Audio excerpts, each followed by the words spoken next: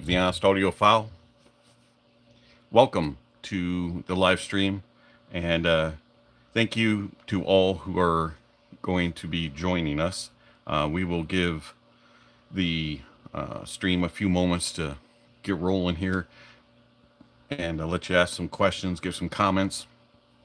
The theme of today's live stream is what makes the audible difference? What makes the audible difference? Yeah, and we can take this many different ways.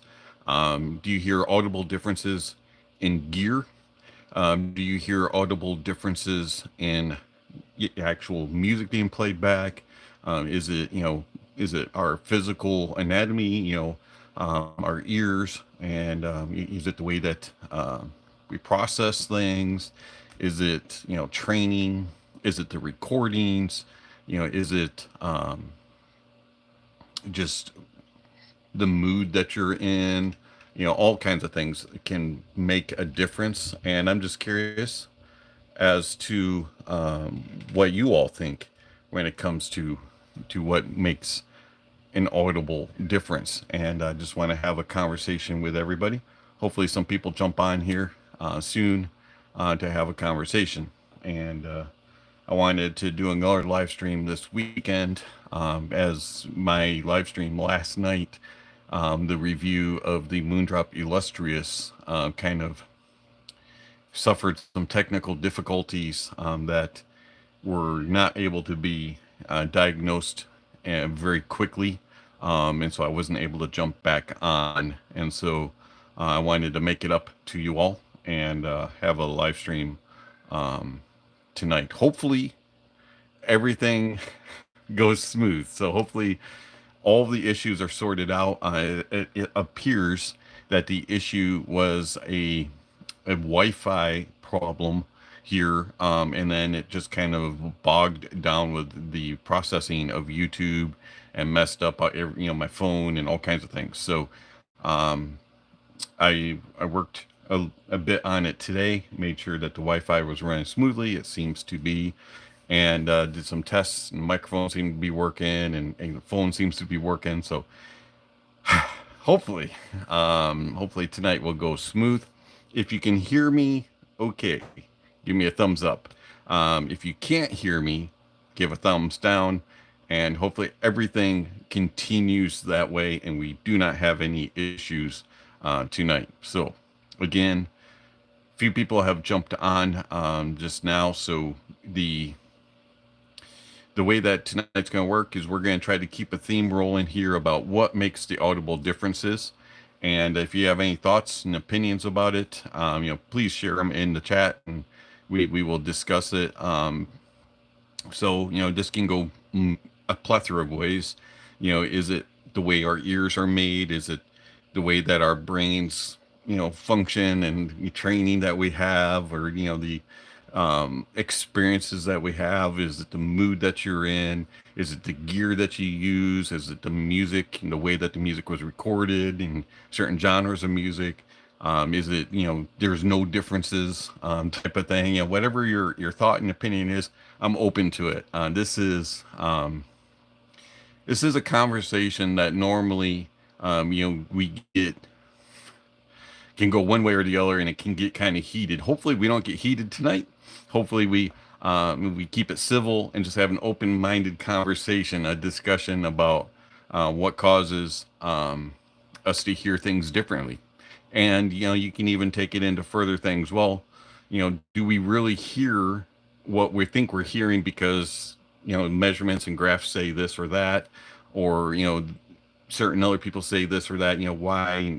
Whichever way you want to go with this, let's have the conversation, and let's discuss what makes the audible difference. I'm curious to what you all think. So for me, if you've been watching my channel for any time, which I assume several of you probably have, if you're watching live streams and joining, if you're not, if you're a first time around the live stream, welcome.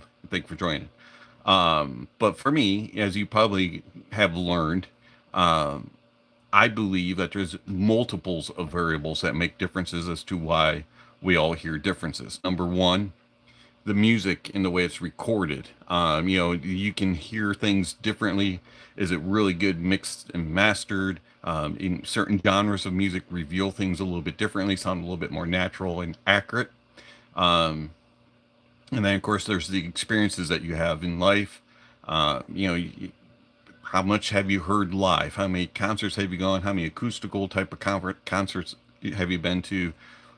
You know, do you have any backgrounds in music productions or, you know, vocal productions, anything of that sort? Maybe can help add some experience. Do you have any training, any knowledge in that regard? Um, their age plays a role. You know, I'm 49 years old. I'm going on 50 in November. I don't have the same years that I had 20, 30 years ago. I'll admit that. But that doesn't mean that I don't hear things. And yes, I have lost a little bit of hearing, especially in the upper end of treble. But it's not like I can't hear it at all. You know, and so you get some experience and, you know, knowledge, and you understand how things flow in that regard. Also, it comes down to your source. You know, sources can make a difference. You know, and there's a um, big, huge wasp nest, so to speak, that you can get into when it comes to that regard. You can really tweak some melons, so to speak, when it comes to discussing whether or not sources make a difference. You know, if DAC chips make a difference, do they all sound the same? Do they all sound different? You know, yes or no? How about transducers and technology, mixings, things like that of different technologies?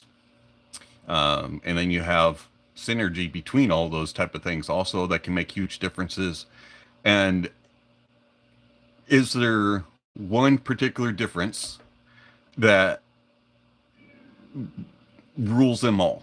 You know, because you have the objective side of things where they're like, if it measures this way, this is how it's going to sound no matter what. You know, and then you have the subjectives that say, no, it's just however your ears hear it. And then you have people kind of similar to me, you know, that say it's a little bit of both, you know, and so it kind of just depends on the variables. How does it all come together? And that's the reason why I really press for people to get to know the reviewer and to understand where they're coming from, what gear they use, what music types they listen to, and all that sort of stuff. And I'm, you know, it's not to say that the other reviewers can't be trusted, or can't, you know, because you can always learn something from something, from somebody saying something. You just have to understand where they're coming from and why. And even if they're completely wrong, you can learn something. Even if they're kind of right, you can learn something. And if they're completely 100% right, you can learn something that way too. So watch as much as you can and learn as much as you can. And the the whole thing really needs to be, you have to understand where you believe and why you believe it and how it presents in your ears. All right. I've done enough chatting. Let's see a couple of messages here. Let's get this ball rolling. All right, so Apollo Moon landing. Nice to see you this evening. So 61 years old. My hearing cuts out 10K. I was able to hear up to 13K 3 years ago. Yeah, absolutely. Unfortunately, as you get older, depending on, you know, lifestyle, uh, how loud you listen, what occupation you have, all that kind of stuff, your hearing is going to decline. I mean, that's just part of growing old, unfortunately. But that does not mean that you can't hear things or you can't differentiate differences. You can still perceive things, especially if you've been listening for a long time. I have a gentleman who is slightly older, into mid 60s, who's a sound engineer, who admittedly admits that he can only hear to like 12K, 13K, but he's still setting up systems, and the systems still sound fantastic. You can still, you know, because he knows how things run. You know, he knows what's supposed to be there and not, and things like that, and he can still perceive things. So, I mean, just because your hearing is dwindling doesn't mean you can't enjoy the music. Now, that doesn't mean that you should be doing certain aspects of it. Obviously, you are going to have limitations, but as long as you understand your limitations, you can still enjoy the music and you can still perceive things. Um, let's see, Carmine. Good evening. I have my coffee right here. It is of the cold variety this evening. Anyways, what makes things good? That's a tricky concept in this game. People are all different, but we can all hear differences. Though some differences are subtle. Yes, absolutely. There are differences that are very subtle, and then there are some that are really obvious. And a lot of times that comes down to, your age, your ear capabilities, kind of what you've trained yourself to listen to and listen for, what music you use, and your gear. And I know I've said this before, and some people have kind of gotten their melons tweaked a little bit. It's about resolution. And how well something is recorded, and how resolving the gear is for you to be able to hear those subtleties. Because if something's really well recorded, but you're listening on a really poorly designed product, source gear that isn't as revealing, isn't as good, you might not catch something that is noticeable to others because of their source is more revealing. You might like the source you're using, but it does make a difference. Let's see. Guillermo, happy to see you solve the mic problem. Yes, actually, it was a Wi-Fi problem. More, I believe. I don't think the microphone was having issues. I believe what happened was the Wi-Fi just glitched out for whatever reason. Comcast this evening or yesterday just decided, oh, I'm going to bog down, and then it wigged out my phone, which I use as my camera, and then wigged out the USB going into the microphone, and everything was just a jumbled mess. And it took me forever to figure it all out, but we're good to go tonight. So I'm glad you're back. Apollo, I have Holst the Plants on CD. Unfortunately, the recording is noticeably worse than another CD which recorded a different orchestra. The source is important, very much so. So I have probably 5 different pressing or recordings, not pressings, they're not vinyls. 5 different recordings of the planets of Holst, various orchestras, and also recorded various years. Like one of them was recorded in like 1975 or something. It's like Vienna Orchestra or something. I can't remember the exact one. And then there's the other one, which Andre Previn with I can't remember which orchestra. And then there's one with like the Cincinnati Orchestra and a couple others. And they all, the music's all the same, but they all sound slightly different. And it doesn't matter which deck or an amp and headphones, I can hear the little differences. Like some of them are a little bit more full, a couple of them are more thin. But the amazing one is the earliest release, the 1970, whatever year it was, 75 or 77, something like that, is the best recorded. And I didn't really understand that until I was sitting listening to the Mytek Liberty DAC 2 and HPA with some really resolving type of headphones like the Audeze LCD5, and I listened to all the different recordings, and I was like, it clicked. I was like, that one's better than all the others. They're slightly different recording styles, slightly different sound signatures, probably the venue a little different, things like that. And you won't catch things like that unless your source is capable of it, and your headphones are capable of it, or your IEM's capable, or your speakers are capable. There's there's just a synergy that comes, and every now and then the light bulb just comes on, and it's just craziness how you just go, wow, I never caught that before, but now I do. And then every time you listen to it after that, you catch it. Let's see. At my age, I have listening limitations. Also, can't hear anything over US $500. I don't know if that's a listening capability problem, limitation problem. Definitely a bank account limitation. And it doesn't have to be. Here's the thing, though. $500 US will get you a really, really good sounding system. And, I don't know if that's $500 total or if that's $500 at a time. You have to save up for a while. But just because your budget is a certain amount doesn't mean that you can't hear things. There are some really quality budget things that will resolve, um, and do very, very well. And I it will impress. I mean, just because something's super expensive doesn't mean that it's better than a $500 device or a couple $100 device. Um, that's a big misconception in the audio world. It's also a big misconception in a lot of other hobbies. Pricier doesn't mean better. Um, you can get really high quality products for cheaper, for sure.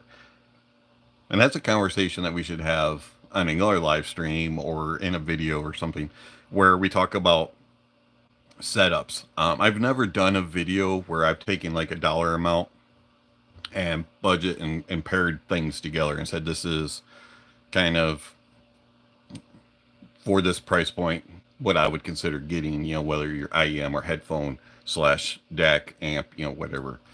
Something to think about. All right, let's see here. It definitely is about resolution, not just resolution, but also how clearly things are resolved. The the latter is important, especially when hearing the fainter details. Clarity is very important. And, oftentimes, unfortunately, it seems like when you start getting into the measurement only crowd, and no, I'm not saying I don't like measurements. I'm not saying measurements aren't important.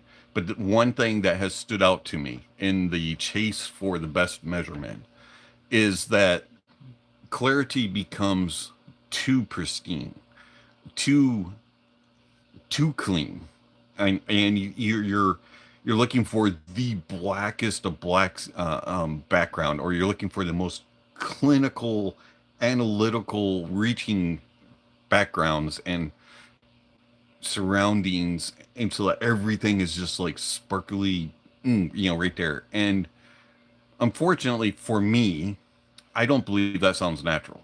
That's too much. You're removing things that exist.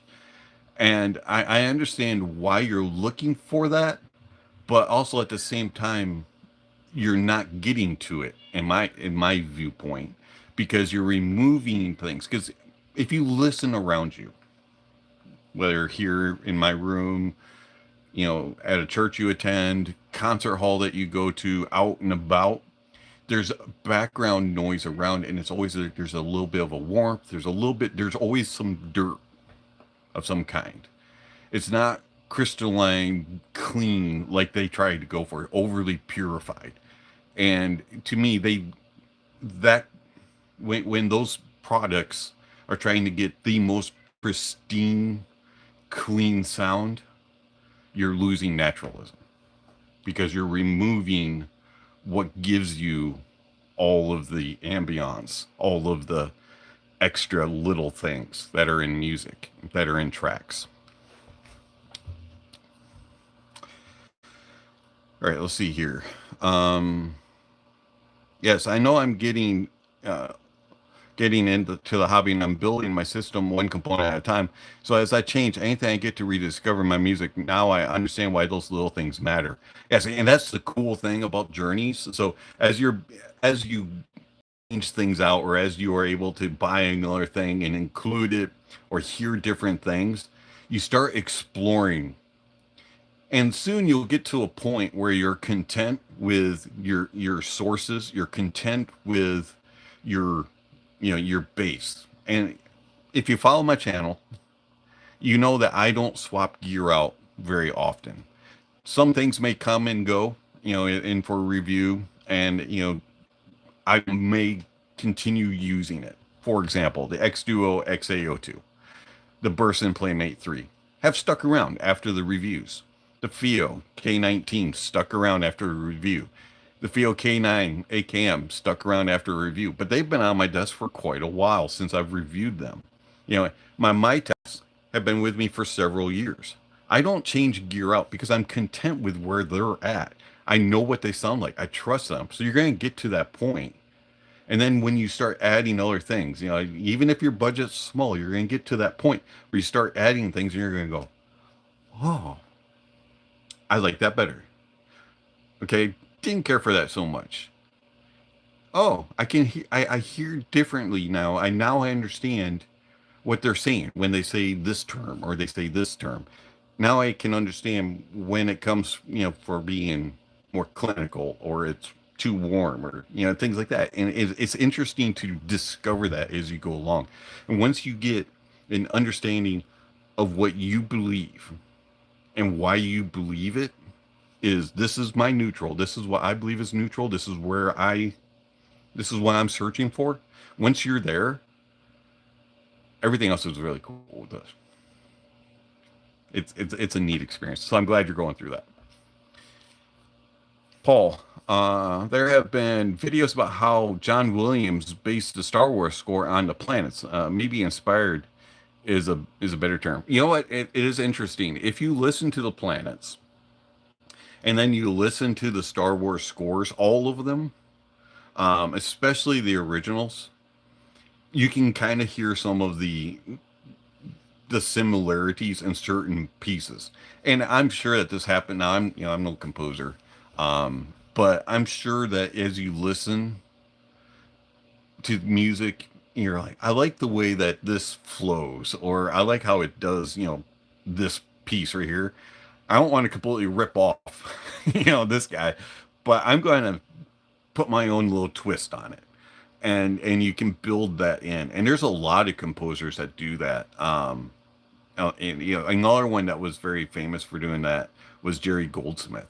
And I think it's really cool when you're like, this sounds familiar, or kind of, you know. Um, and I love Jerry Goldsmith. I love James Horner. I love all those soundtrack type of composers. Now, John Williams is a lot more than just soundtracks. He's actually done some classical pieces, but it's really, really cool to listen to that. And I would think that it's a lot more difficult to score a movie than just a regular piece, to keep it engaging and flowing and interact with the movie. I could be completely wrong. Not my forte. It's just me throwing out something that was for free. All right, so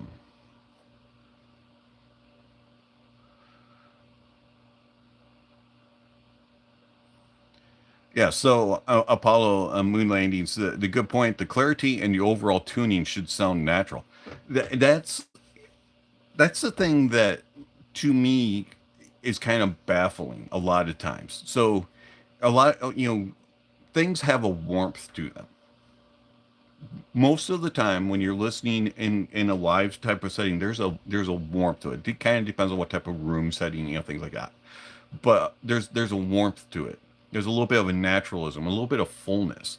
And when products come along and they have a little bit of that body and a little bit of that fullness, especially down in the lower mid range and into the bass region, not bleeding together and getting muddy, but a fullness and just there's a little bit of emphasis there. A lot of reviewers will go, that's not natural. That's too thick. That's too warm. And I'm sitting there going, okay, what source are you using? What music are you listening to? And also, have you listened to things naturally? Have you heard a cello in a live setting? Have you heard some of the bassy brass units, instruments? Have you heard percussions really hitting hard, and there's a thickness to things. They hit with heaviness. They have a fullness about them. And it's if things kind of are a little sluggish, every now and then, they immediately get written off. Oh, they got too much bass. They got too much fullness in the mids. And I'm going, no. Where it starts sounding unnatural is when you tuck that and you cut that out, because then instruments sound thin. They don't sound natural. Most instruments have a body to them. Now you can overdo that area, and there's been plenty of stuff that does, and I've reviewed it and I called it out when it happens.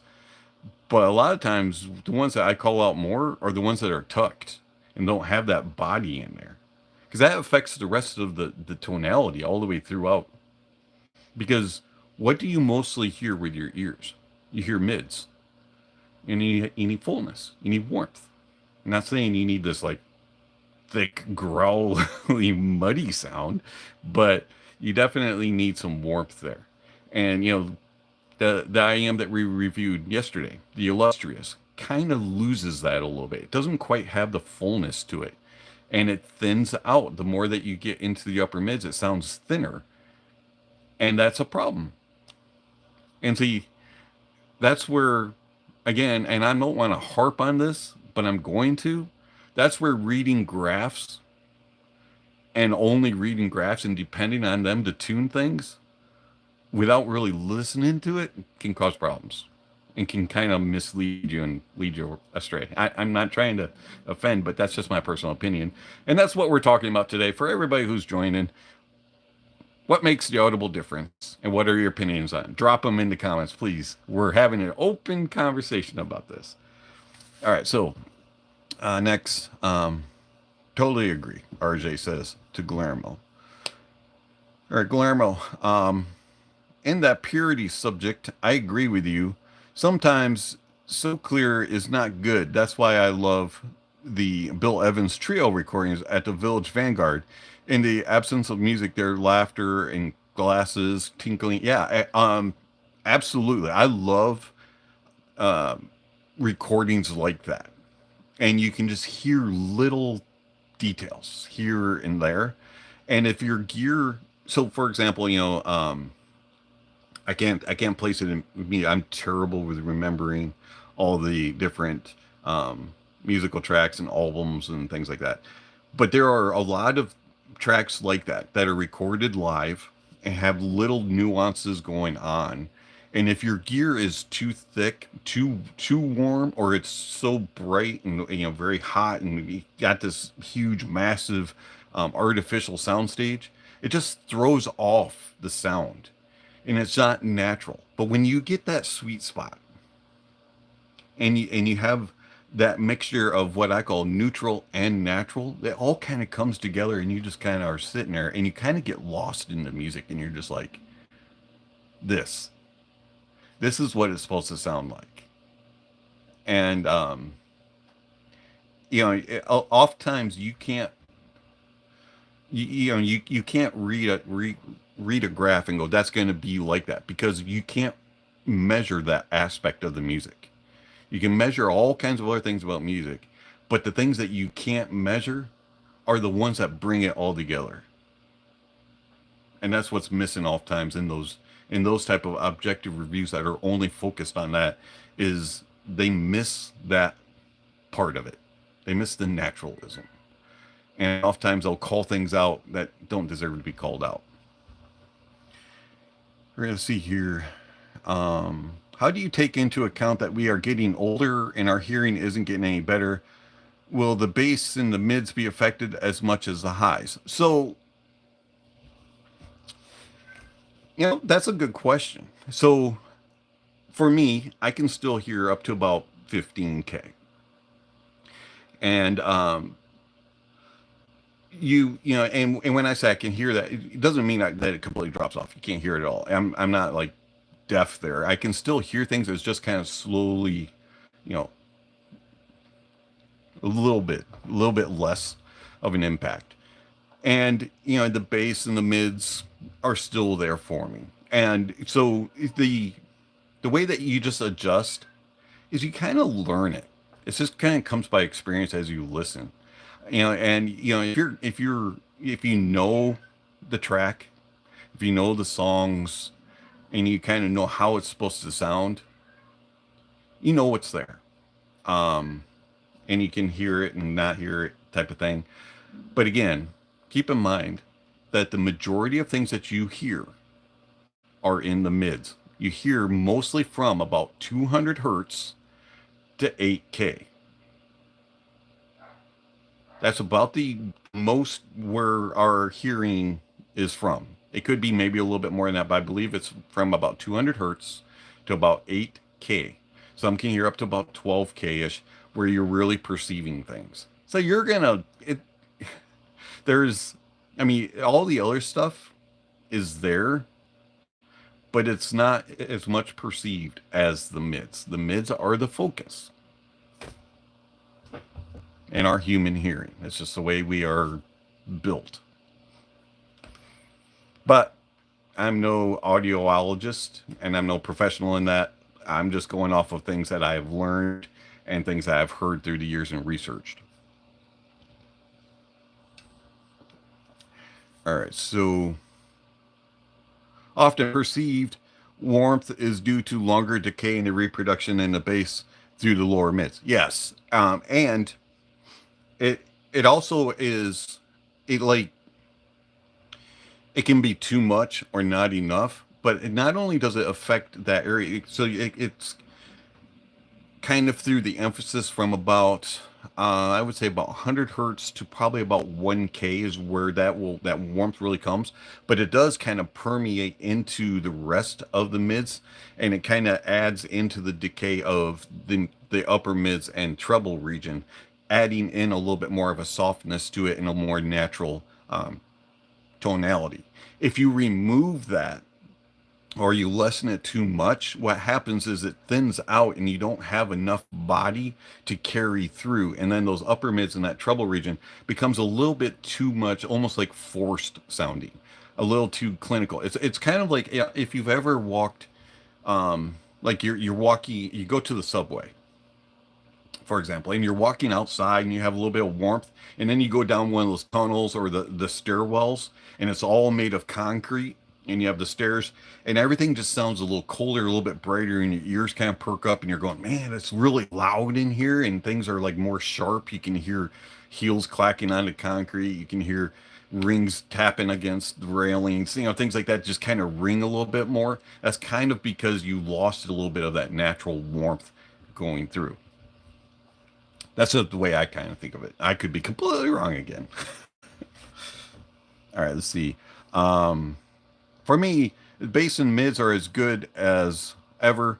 I am not looking forward to the day when the upper mids start to disappear. For me, actually, what's really interesting, and because I have several friends that are older but are still into audio, and they said what happens is even though, like the uppers kind of disappear and you really kind of have to start to listen a little bit more, what happens for them is from about 6 to 8K becomes a little bit more prominent, and it becomes a little bit more like they hear that more, and they've turned their tastes have changed from being a little bit more upper mids forward to being a little bit more upper mids recessed, because their hearing has like adjusted, and that has become a little bit more. Now, I don't know if that's for everybody that goes through that, but they said that they're more sensitive to upper mids and lower treble region and the presence region than they ever used to be now that they're in their older age. I thought that was interesting. But that area is already a little bit sensitive for me. So if that got enhanced, no thanks. All right, let's see here. But yeah, they don't really talk about like the lower mid-range, main mid-range, and bass of being, like a problem. It's always kind of the upper treble region that they seem to lose a little bit more. And it's just kind of like you lose the extension. You might not catch the airiness and the full extension as much as you would. And maybe the ringing or the shimmering of cymbals and things like that may not be quite as perceived or easily perceived when your treble starts to wane.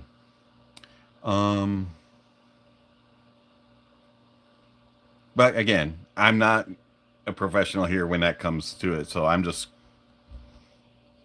saying what I've heard and learned. All right. Apollo moon landing. There are many things which simple frequency response graphs do not show. At best, these graphs only indicate how well IEMs or headphones or speakers match your preferred overall tuning. Yes. Yet, my preferred overall tuning changes a bit depending on my mood. So now that's an interesting concept. So, yes, graphs will only show you certain things. They'll kind of give you a general idea of how something is going to perform. Now, you have to take into mind when looking at a graph, not only where does the bass cut in? Is it 300 hertz and a big rise, or is it dipped a little bit more, or is it a subtle climb? Things like that. Where do the mids come in? Do the mids come in later at 1.5 or 2K before they start to climb, or are they coming in earlier at 1K or maybe 800 hertz? Something like that. How are they going to be more forward? Are they going to be maybe a little bit more easier? How much of a spike do you have at 8 and 10 and 12K, things like that. That'll tell you, things are going to be a little bit spicy, or if it's going to be a little bit more mellow, that type of stuff. You can kind of guess. But you also have to take into consideration what type of technology is the driver. Is it BA? Is it planar? Is it a dynamic? What type of diaphragm does it have? Is it open back? Is it closed back? Is it this? Is it that? That all plays into that also, considering not only what you're seeing on the screen on the graph, but also that. And then you have, is it hard to drive?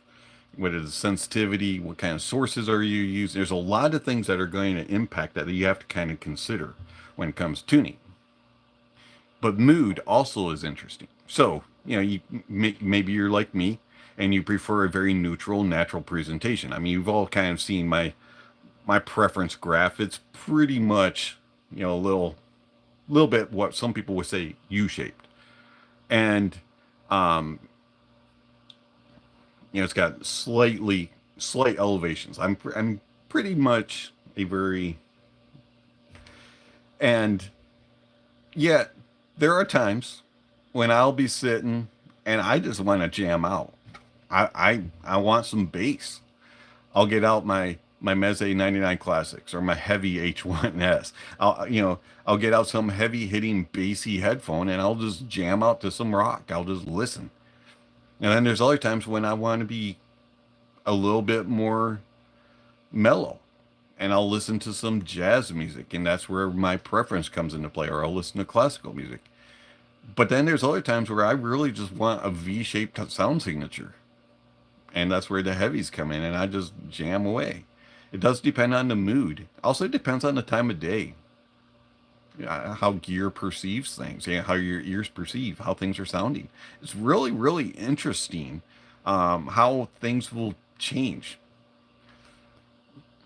If you just want to chill, if you're kind of hyped up, you just did something intense, you're gonna listen to different types of music. It is very, very interesting how moods change things and how you perceive it. Because I have had that too, where I have had a review all planned out. I knew exactly what I was going to say. I was like, this headphone is this.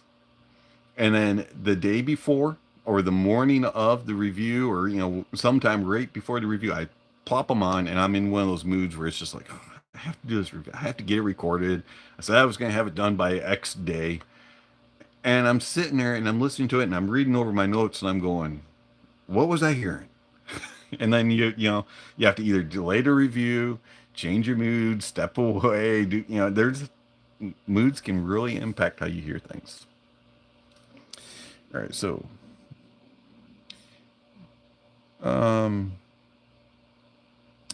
RJ, I think audio industry should take clues from visual industry in terms of standardized reference signals, recordings that anyone can access and apply that to the gear to eliminate or remove any errors. Now that would be interesting. There are some things out there that are correcting. You have some DSPs that are correcting. You can measure your room with microphones and then adjust your EQs and things like that. It would be interesting, and in some of the other, like some of the DSP IEMs that are coming out and the cables, you can kind of correct some of them. You can plug in and it'll measure. I think my Samsung does it. You plug it in and it'll measure your send tones, and you can, say I hear it, I don't hear it, I don't hear it, and then it'll tune it. I've never gotten one that sound good though. It would be interesting to see if that technology did get refined. But oftentimes, I think that would be a very hard standard to come up with, though, that everybody could agree upon. Because if you really think about it, Harman was kind of supposed to be that way. You know, this is kind of the preference for everybody. And then there's a lot of people that go, you didn't ask me, you know, type of thing. Um, so you're never going to be able to get everybody to agree, unfortunately. But it is a good thought. Let's see. Good evening. Graphs are tough. Yeah, graphs can be a tough thing, but they also don't have to be. So if you look at them as being just an overall tool, a help guide, you can kind of learn how to read them and understand at least the basics of, you know, where your mids are, where your treble is, where your bass is, and how, you know, how much elevation or decline and where they come in at, that you can hear it, and understand it in that regard. And you can use it kind of as a guide. But there's so many other variables that go into it that need to be considered, that makes it a little bit convoluted, I guess would be the word I would use. Because as mentioned earlier, you have what's on the screen and you can go, oh, okay, so this has a slight rise in the sub bass. This has this. It's a little bit dipped in the lower mids, and then it's elevated in, you know, in the upper mids, and then the treble just drops off. But you put them on your head, and so, you know, and you go, wait a minute, this isn't bassy at all. Where's the bass? You know, and so there's so many other things that have to be considered. What type of driver is it? What kind, how long is the nozzle? What type of tips are you using? Is it open back, closed back? Is it, you know, this, that? What source are you using? There's so many other variables that have to be considered along with the graph. And, you know, and it's a, using graphs only can be misleading, but not using graphs to kind of show you a little bit can also be misleading. um, so it, that's why I always say I'm not against using graphs, but I am against believing graphs show everything and are the only are telling me what I'm hearing. Because graphs don't tell me what I'm hearing. Graphs help me understand what I'm hearing. And graphs kind of guide me towards it. But there are some graphs that just aren't accurate at all. You know, maybe it's just wasn't done properly. You know, I think there's all kinds of other reasons for why a graph looks so awkward. Graphs have gotten better though. We'll say that.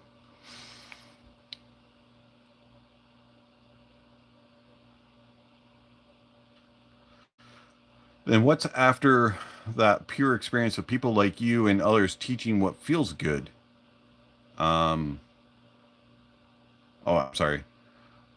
You were talking about the standardized referencing. So that's where you kind of, you know, as I've mentioned before, is you kind of have to just ask questions in the community, ask questions from reviewers, and get to know them, understand where they're coming from, and, you know, what they believe, why they believe it, why they say what they say, and, you know, what kind of music they listen to, how they test gear, what's their review process, and things like that. And you can kind of understand where each reviewer is coming from, consider their sourcing, consider, you know, all kinds of things, and be and understand why they enjoy something and others don't, why they don't enjoy something and others do, you know, that type of stuff. And once you get to know a reviewer a little bit more like that, and you start to understand them as you read reviews, as you watch reviews, you'll be able to kind of figure out,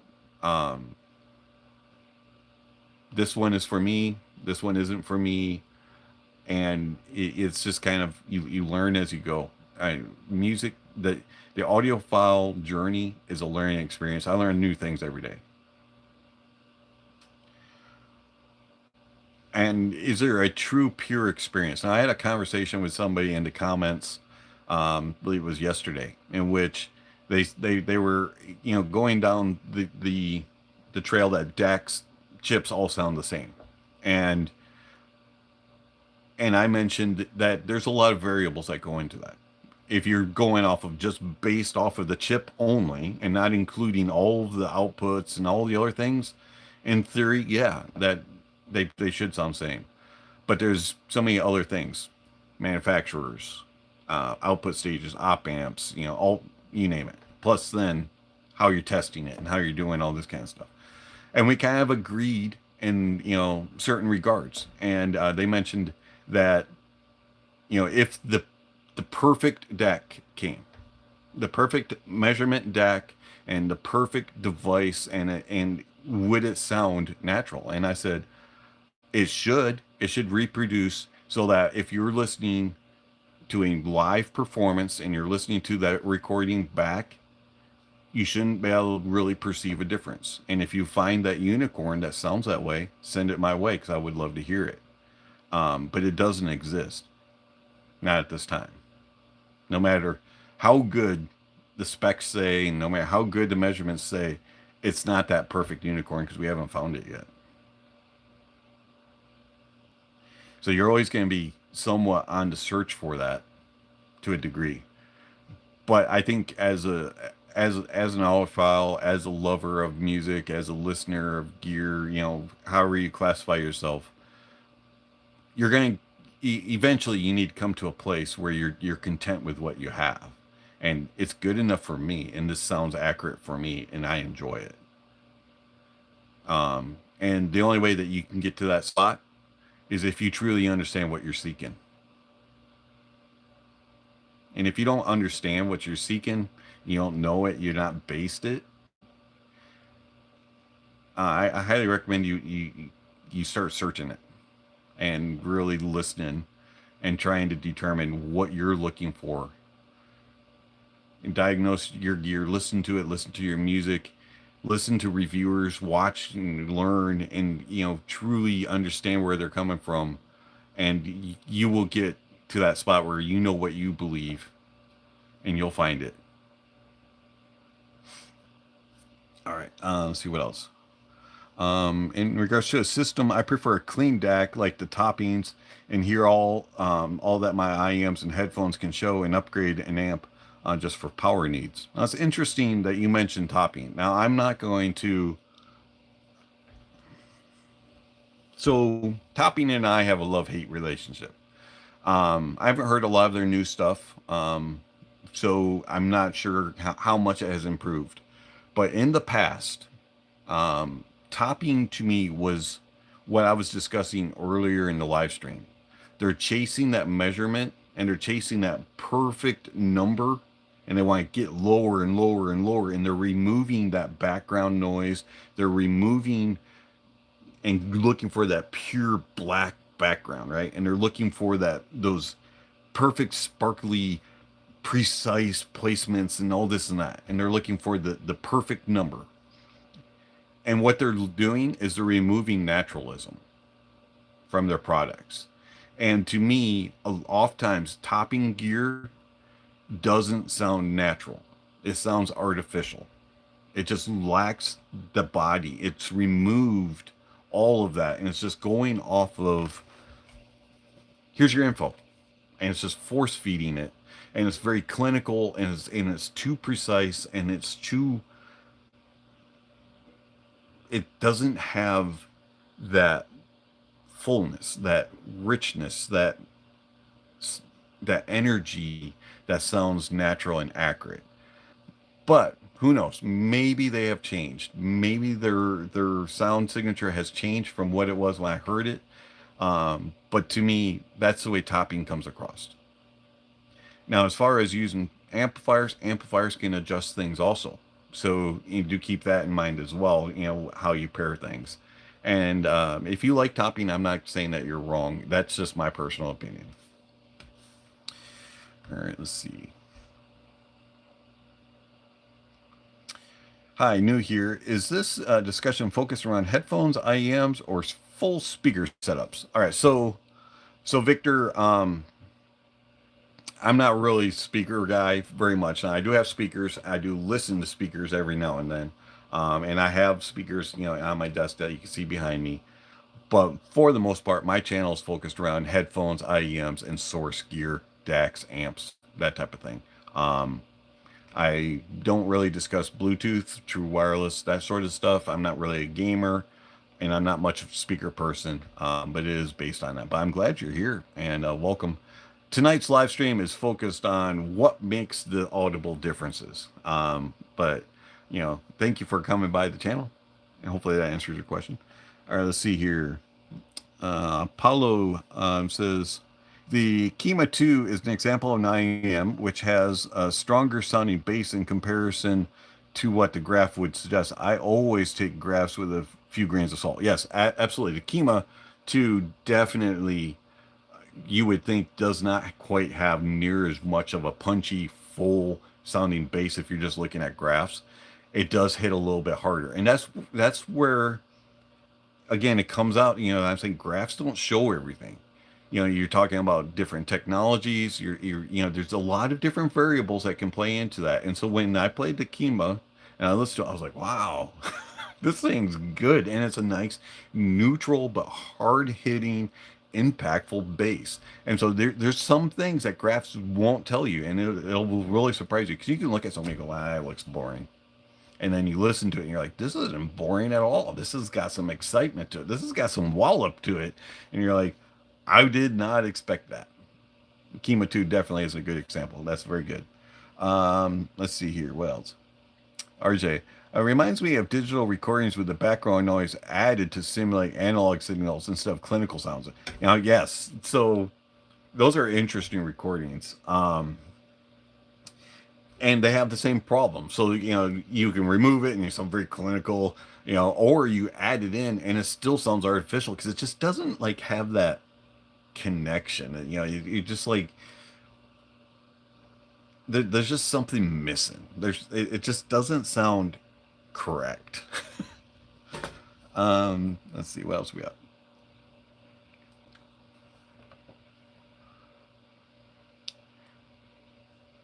Yeah, so, it has a high res sticker. It's got to sound good. Pure sarcasm intended. I watched a fly-by-night reviewer who actually made a similar statement. Oh, really? Interesting. Maybe they were inspired. So high-res sticker, right? So I know that it gets a lot of criticism, but I also understand why it's there. And it was a Japanese Music Association or something like that. And it's graded to be, has a certain range, and all this kind of stuff you add in. And when I say the high res sticker comment that I do in reviews, it started out as a joke many years ago, about like 5-6 years ago, however long I've been doing this channel. And it was really before I truly understood what the high res sticker was for. But it just kind of stuck. The joke kind of stuck, and so I've always done it. And I'm not saying that if it has a high res sticker, forget it. It's not gonna sound good. And I'm not saying it has a high res sticker and it's gonna be the bomb. Basically, high res sticker to me really doesn't mean anything. It's just another sticker on the box. Oh, it's got MQA. Oh, it does DSD. Oh, it does this. Oh, okay, cool. So you do all that kind of stuff. All right. You can throw as many stickers on the box as you want, or on the device as you want. I may make a comment about how ugly it looks because it has stickers all over it. But what really matters to me is, does it sound good? I don't care if it can go up to 100K supposedly in its frequency response rate. I don't care. I'm not going to hear that. My ears can't hear that. And if you can perceive that, you got some really good dog ears. But anyways, to me, it doesn't really matter what the specs are. It's how it performs. You can have all this sparkly, best of the best technology in it, but to me, that's not what matters. What matters is, how does it perform? And that's kind of why I say what I say about high-res sticker. All right, let's see. High-res audio, Energy Star, Intel Inside, all were nothing more than marketing gimmicks. Yeah, absolutely. I mean, I wouldn't say that they're complete marketing gimmick. I think that it's oversold as far as its capabilities. I wouldn't go as far as say snake oil. I think the intention is there for them to be like, hey, this has got something higher end or better quality in it. but people have been like sold on, oh, this has this, so it's got to be, instead of just taking it into being on, okay, it has this, maybe, kind of, it's like, how does it perform? It doesn't matter what's truly inside. Um, or so Intuit's Intuit reviews. Hey, hello Intuit reviews. Thank you for swinging by. If you haven't checked out Intuit's channel, head on over there and give them a subscription and tell them I sent you. Let's see here. All right, so Intuit Reviews says the Topping Octo series have impressed me in the past.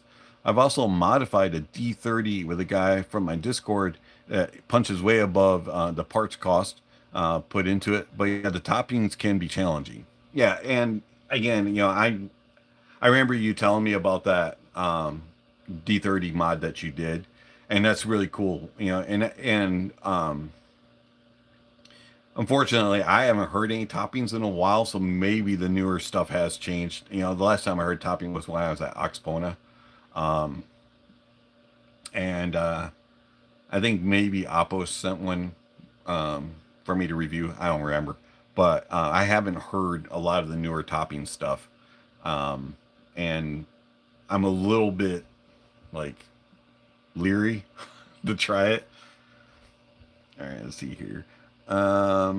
Guillermo, and there are 60s and 70s rock recordings that have added music to sound real. Yes, they do it. They have like backing tracks, and all kinds of stuff. It's very interesting. Um, some are just too noisy, and that you love them. 13th floor elevator, Nectar, 10 years after. Yeah, it is interesting. Like some of the songs. Yeah, because I was listening. I think it was I can't remember which band it was, but it was an older 70s, 80s recording. And I was like, yeah, this song isn't really that good, but it's so like cheesy. I actually do like it. And it's so poorly recorded, but I just dig it. Um, all right, so let's see here. RJ, now this is an interesting question. So RJ asks, um, do you recommend noise reduction added into your headphones, or you feel it will affect the purity of music you're listening to? So noise reduction, as far as like foams and dampenings and things like that, or are you referring to like technology? So if you're referring to technology for noise reduction, either noise canceling or some, like some of them you can use like white noise or things like that. Um, I'm not a big fan of that. As far as tuning it with foams and dampenings and things like that, that's going to have to be done. I can't think of a headphone that sounds good that doesn't have some sort of dampening in it. um I think go back to the monoprice retros. So if you ever opened up a monoprice retro, there was basically no dampening inside it. And what happened with that headphone? When you put it on your head, it sounded like you were listening to two tin cans on your head. It just sounded awful. There was also the blonde B60 or B30. I can't remember which one of those. That had basically no dampening inside it either. That one actually had metal cups, and that had an even worse problem than a mile price retro. Fortunately, you could modify the retro to a degree. You could add in your own foams and things that helped it a little bit. The blonde headphone was just, it was destined for the trash the moment it came off the factory line. That thing should have never been released to the public. It was a terrible headphone. Um, so yes, things like that are important, and a lot of people say, well, you can just change it with your source. You can change it with your cable. You can change it with your pads. That'll fix some of it, but unfortunately, I do think that because of the way resonances, air flows, and that type of thing, you definitely would need some sort of dampenings in some regard.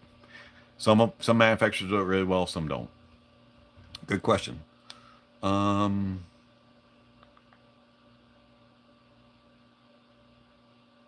That new topping DAC amp with the window thing on top is garbage, according to Intuit. I didn't get to hear that one. I think you heard that at Oxpona, or one of the audio shows that you've attended. Um, I,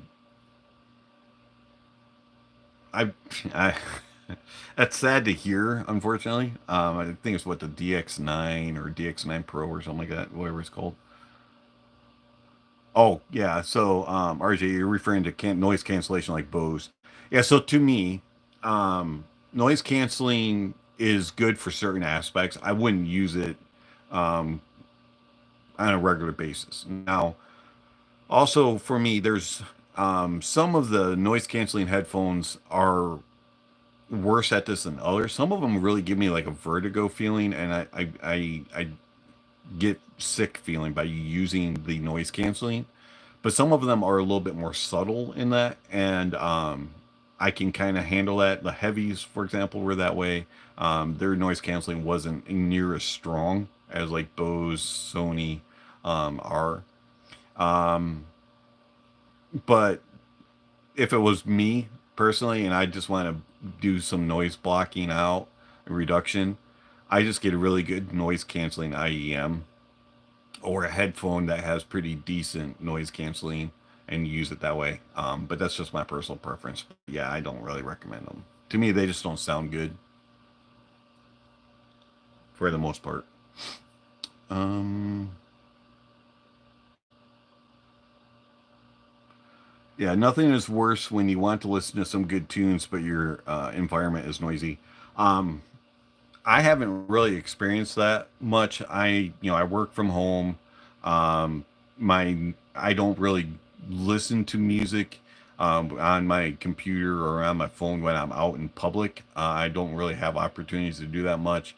The noisiest that it gets for me when I'm listening to music is when I'm running the soundboard for my church. Needs to be so. That's kind of understandable in that regard. But I do use some IEMs that are, the Westone Mach 60s, those are my monitors, and they are really good at noise canceling. So, um, but it can be frustrating. I mean, I have taken trips and things on planes and, things like that. So I definitely understand where you're coming from. Um, to me, I just kind of plan ahead to take something that has really good noise cancellation um, that I enjoy. I haven't had too many problems with that though, but I understand where people are coming from. Let's see, Apollo. Um, do you think that noise cancellation moves the sound stage around? I asked since you mentioned vertigo. Not a problem for me since I am deaf in one ear and I hear a zero sound stage. Now that's an interesting concept. So for for the headphones that I've reviewed that have noise canceling, they've all kind of done it a little bit differently. Um, so a couple of them really enhanced the bass and made it like more full and just kind of muddier sounding. And then a couple of them made it more clear. As far as the soundstage went, the ones that were more muddy really like lessened the stage and really made the depth just didn't seem to be as good as it was when it wasn't on. The ones that lessened the bass and kind of enhanced the treble made the soundstage sound bigger, but it kind of lost the depth. But the layering and like the way that details came through, so it kind of, I think it just depends on how they tune it and at what frequencies, kind of how the noise canceling is working with. I'm not exactly sure of how that technology, and I haven't explored very many headphones in this regard. Um, but it does seem to affect it in various ways. Um, there's not a set type of like noise canceling. It doesn't seem like it seems like they all kind of act a little funky. I've really not come across a headphone that does noise canceling good that I've enjoyed very well. There's only been a couple that have stood out. Stax S5s, which actually don't have noise canceling, sorry. And then, but they're Bluetooth. And then the Heavy's H1H, H1H, which does have Bluetooth. um, seems to kind of be the ones that have impressed me a little bit, when it comes to wireless Bluetooth, and kind of how that noise canceling works. Whereas the Stax doesn't have it, but passively they're really good. All right. Contra Bose QC Ultras with some EQ actually sound pretty good. I'm impressed by them. My Stax S5 sound better, but that's apples and oranges. Yeah, I mean, the QC Ultras are like a third of the price of the S5. When my wife has the Q 35s, I think. But she has a pair of Bose, and they're actually not that bad. I can tolerate them. I don't use the noise canceling on them though. But I could see how using EQ could kind of fix it and sound halfway decent. But the S5s, they're fantastic.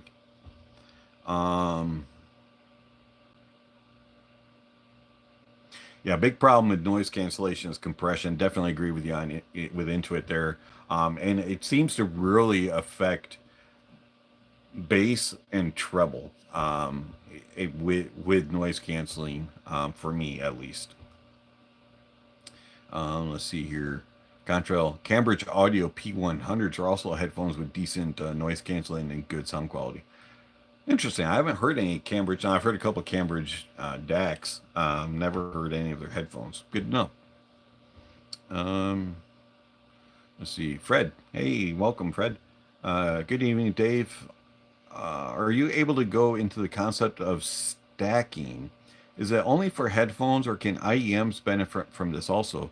Also, depending on bitrate, can we miss out certain elements of music? All right, stacking. So you're referring to like a DAC and an amp, or are you referring to stacking in some other way? But as far as bitrate, so now this is an interesting one. So some people will make the argument that, you can MP3 is good enough, and then others will say you gotta go DSD 1028 or MQA, 64 or whatever. You have to have the highest bit rate to hear everything.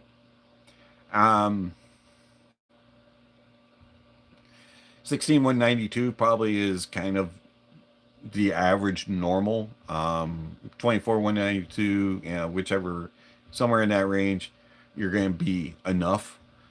Do the other higher bit rates add things? They can. Depend, and it really comes down to your sources, the music recording, how well was it mixed, mastered, how good is your gear playing it back, how resolving is it, and how do you perceive things. I've heard some MP3s and really low end quality, low level bit rate recordings that sound fantastic because it was really well recorded. And then I've heard some MQAs and DSD, 512s and higher that don't sound good. And then I've also heard multiple recordings, same tracks, different bit rates, in which you can't tell a difference or you can tell differences. So it really kind of just depends on a lot of different variables. Stacking wise, DACs and amps. All right, so IEMs can benefit from that. If you use dongles and you hear differences between the dongles, you're going to hear differences also between an external DAC and an amp. It's going to come down again to how good is your gear resolving, what sources are you using. But yes, it is not just for headphones and for speakers. IEMs also can definitely benefit from stacking. Fred, you're welcome for this. We got about another half hour or so before I have to head out. So good conversations here. This is something that's just been kind of on my mind for a while, and comments come through every now and then, and I just thought it'd be a good little conversation. What kind of differences do we hear, and what makes us hear it? I like this type of conversation. into it. Once upon a time, I was a bitrate snob, but honestly, some 1644 only DACs, I take over most of the rest of the field. Mastering should be priority number one. Totally agree. So, it's really interesting. So, when I've heard various DACs and amps, and Intuit's loaned me some, I've loaned Intuit some, and a lot of them will be chasing the numbers, and you throw all this out there. We do this, and we got this type of technology in it, and you listen to it and you go, yeah, but it just kind of sounds, it's, here it is. And then you get one that is very basic. For example, SMSL DS20. And I sat there and I listened to it, and I'm like, this is really good. I'm like, I can't stop listening to it. And I was supposed to review some other DACs and amps when this one was due to review, and I couldn't stop listening to the DS20 because it's simple, but it does what it sounds good. It performs well. And it's not the most extravagant specs wise. Now, it's not a 1644 like Intuit's referring to, which I know which DAC he's referring to, but it's, I can't remember the name of it. Sorry, slipped my mind. If you could drop that in here in the chat. But when you hear something that's simple, it sometimes makes you go, do I really need all these extras? And that goes back to something we talked about a long time ago. I think it was Guillermo mentioned how his budget is only $500. And I said, you don't have to spend a fortune to have good sound. Yeah, the Conus audio. So, when you hear the Conus Audio Digital 2000 in a system, which I did, and you listen to it, and you're like, surely this is blasting out DSD 512 or MQA or one of those high numbers, and then lo and behold, you find out that it's one of the lower bit rates. You're going, wait a minute, how? And it's because of the quality of music. It's the mixing, the mastering, and it's the quality of the recording, and then just the overall quality of the components, and it all just kind of comes together, and you're just like, do I really need all of that? Sometimes it's really cool, and then other times it just comes together and you're just amazed. Bit rates, very interesting conversation to have. Some believe so much of the higher stuff you can hear it clearly, and there's so much of a significant difference, and then others believe there's no difference whatsoever, and that others believe that FLAC's all you need, which is kind of a boat that I'm kind of in. Not saying that the other stuff doesn't matter, but FLAC's usually good enough. The majority of my personal collection is FLAC digital.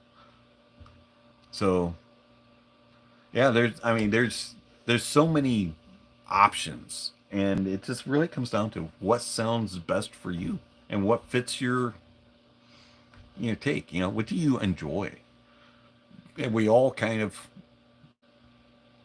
enjoy certain things, but then we also enjoy other things that others don't. We all have a commonality. We like music, but some people really like, certain groups that I'm like, eh. And then, I like classical, I like jazz, and some people don't.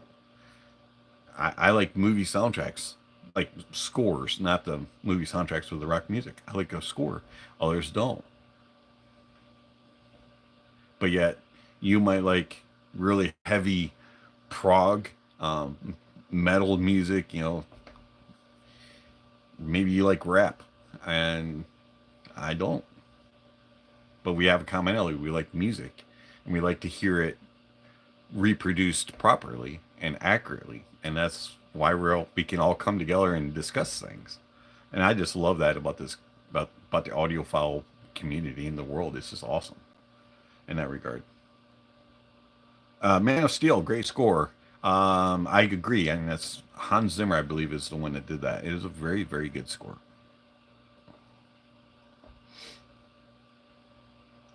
So, it's you know, I was asked the other day by a friend who isn't really involved in music at all, and he asked me, he goes, "What type of music do you listen to on a regular basis?" And I said, I listen to jazz and classical. And he's like, "Oh, so you like Beethoven, Bach?" And he started mentioning all this, and then he mentioned some really old timey jazz people, and I was like, "Yeah, I don't mind them." And he goes, "So what do you listen to?" And I started mentioning more progressive jazz and progressive classical and movie soundtrack scores and things like that. And he's like, "Oh," and he had no clue who they were. It was kind of funny.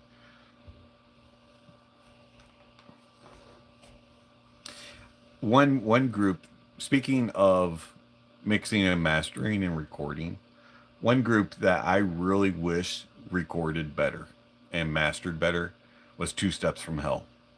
Um, TSOF, they or H, I mean TSOH, they do not record very well. Unfortunately, I love their music. They're very good at composing it and playing it, and it seems like it would be awesome to go to one of their concerts.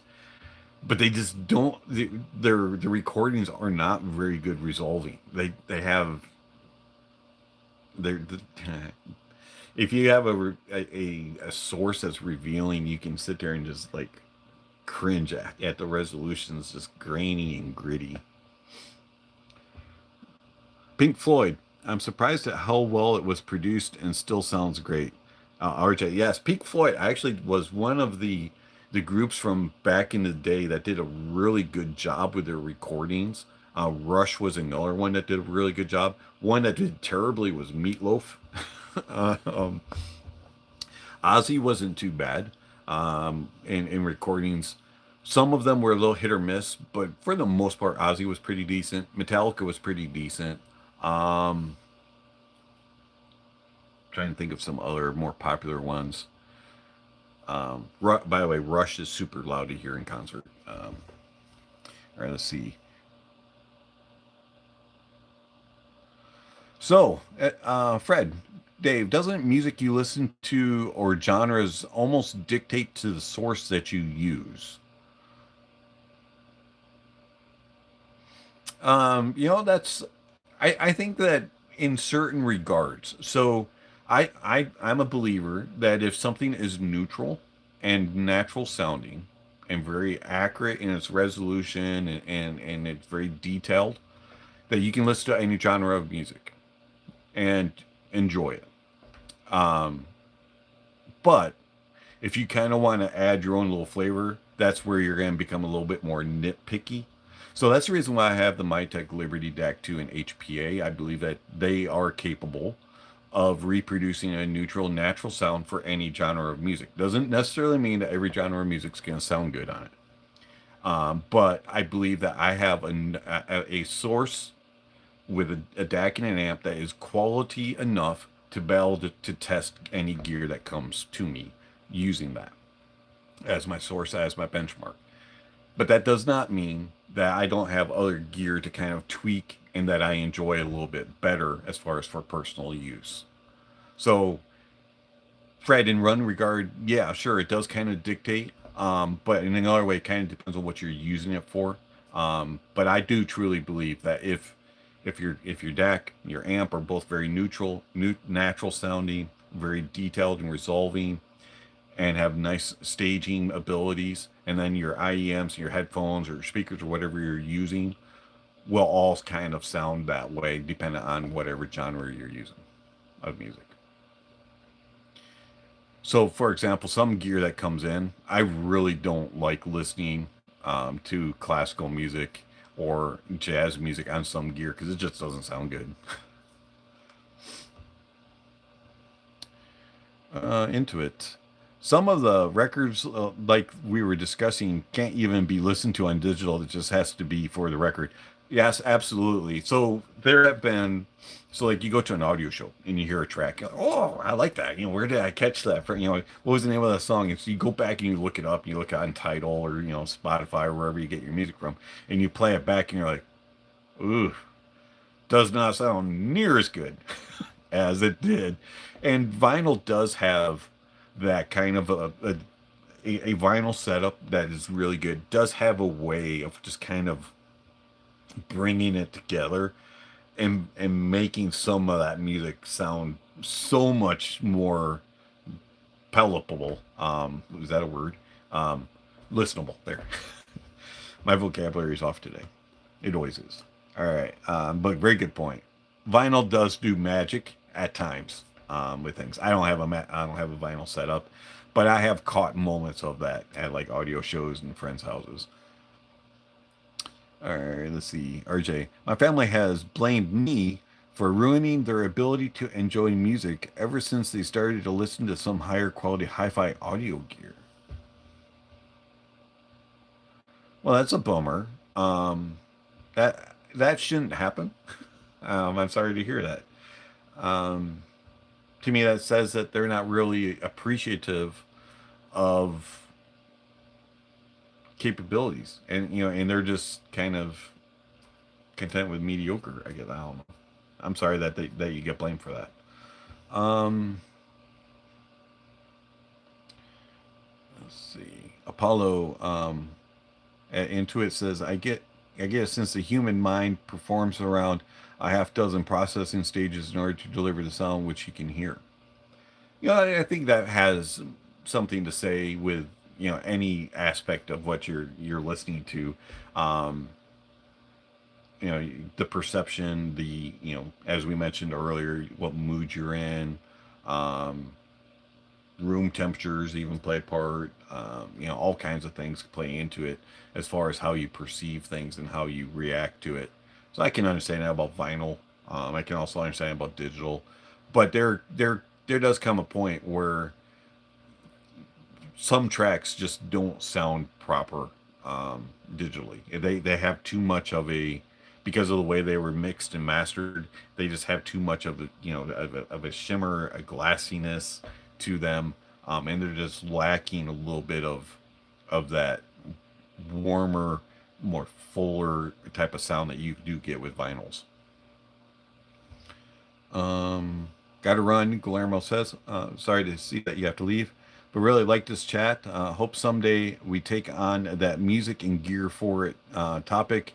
Have a nice weekend. Yes, absolutely. So, it would be an interesting topic, you know, to for me to discuss different setups and price points, and then also gear and what music kind of plays with it, and you know what do I prefer to listen to on certain types.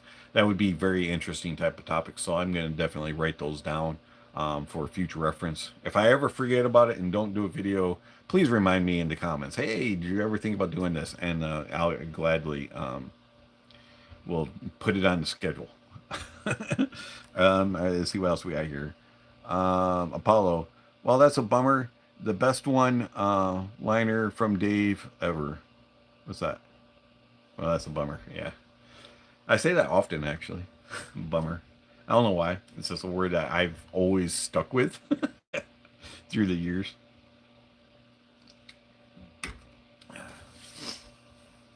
But thank you for everybody swinging by. We got about 5 more minutes or so, and then we'll have to uh, shut it down for the evening.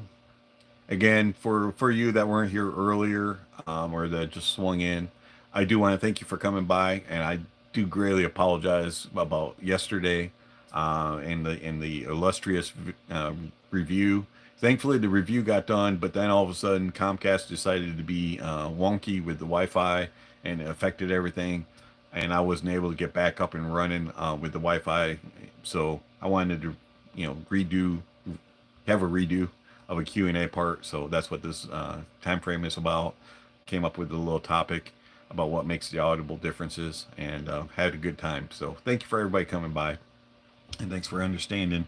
It was very frustrating to have to deal with that, but I'm glad that the illustrious review didn't get affected. It is kind of amazing how it kind of timed it perfectly. So, so as Apollo says, that was a bummer. But anyways, thank you for everybody coming by. I appreciate it. Good questions. Thank you for keeping everything civil in the conversation, even though this can be, this topic can go all kinds of which ways, and there's been all kinds of comments in the past on my channel. If you followed my channel, DAX don't matter. DAX don't make a difference. Source doesn't make a difference. Music doesn't make a difference. You can use any source of music, and it all sounds the same, things like that. And then there's arguments about streaming services, which one's better, which one isn't. There's so many different things, vinyl's the only way to go. Speakers are the only way that you can listen to music. And there's all kinds of arguments that I was having run through my brain. I'm going, oh man, I'm what kind of live stream is this going to be? So I do appreciate everybody coming along for the chat. It's been fun. You're very welcome, Apollo. Glad that you've enjoyed the chat. Fred, same thing. You rock as well. So any final conclusions, any thoughts in regards to what makes the difference audibly? One word: synergy. Everything can matter and nothing can matter. All depends. Most people aren't secure enough to accept that. Absolutely. That is I think that's the thing that is really kind of where people don't understand how someone else can have that opinion. It's the synergy of your sources, what music you're listening to, and the moments. And there's just everything, what cable, what tip, what pad, what, blah, blah, this, and this. And it all just kind of comes together. And a graph will never tell you that. A measurement will never tell you that. It cannot show you that. It can't measure that. And we all have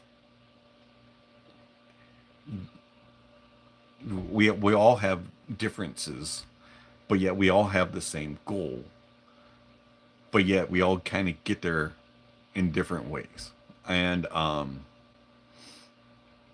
it's all about the synergy and how it comes together for you, and do you enjoy it?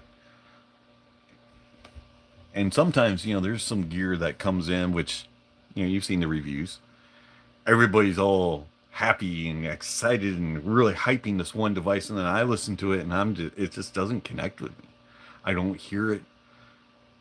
And I have to tell you, this doesn't work for me. I didn't have the synergy with it like everybody else seems to have. And I'm just being honest and forthright about it. Intuit does the same thing in his reviews. And, it's hard to sometimes, you look at it in an objective way, and you look at it in a subjective way, and we kind of get put into our own little cubicles. But there's a cubicle in between, and that's the one where they kind of come together. You have to use bits and pieces of each, and that's where your synergy comes from, and a really weird type of way in my brain. Everything just kind of works together, and you have to you grow as a listener, and you learn what you enjoy, what you don't enjoy, what you're looking for. And people come along through your life and lead you along and point you in different directions, and you take all that and make your own opinions, and then you have that moment of just everything comes together. Okay, so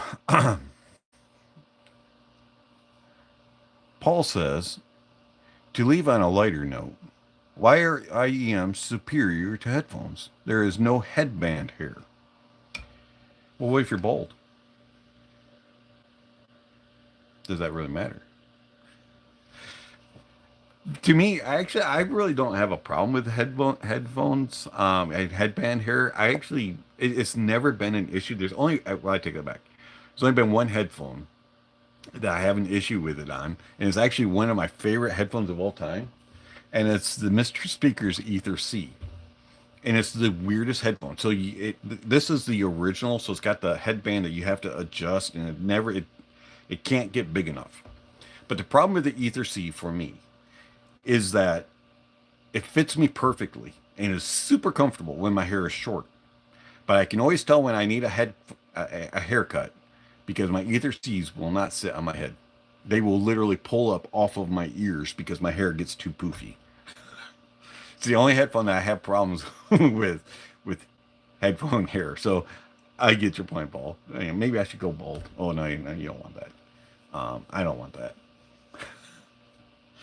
But anyways, yeah, good point. So I do need to run, need to have a good night. I do appreciate everybody swinging by. I appreciate Intuit Reviews coming by and a couple other reviewers that came by, Danny and a few others. So I do appreciate everybody that swung by. If you haven't checked out their channels, check them out. Give them a subscription. Tell them I sent you. Thank you for all the comments. If you think of anything else, drop it down below, and I'll get them answered as quickly as possible once it goes live. So thanks again. Thanks for all this, and thanks for letting me ramble. And I do greatly appreciate all the questions, comments, and you all have yourself a fantastic evening. And I will chat with you all later. And don't forget to enjoy the music, and that honesty is the best policy. See if I can get my finger. Oh, no. I always get my finger in the way. It's tradition now. All right. Talk to you later.